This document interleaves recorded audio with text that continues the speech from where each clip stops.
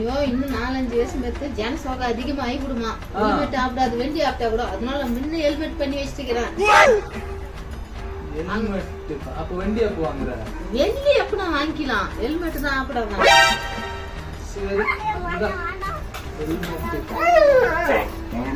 இப்பதான் ஹெல்மெட் எவ்வளவு புத்திசாலித்தனமா பண்ணி வச்சுக்கிறேன்.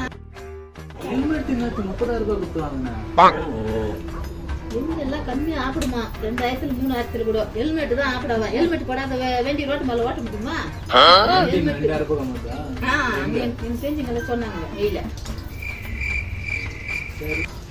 ஹெல்மெட் வாங்கி வச்சுக்கிற வச்சு சாமி போயிட்டு பூஜை பண்ணேங்க.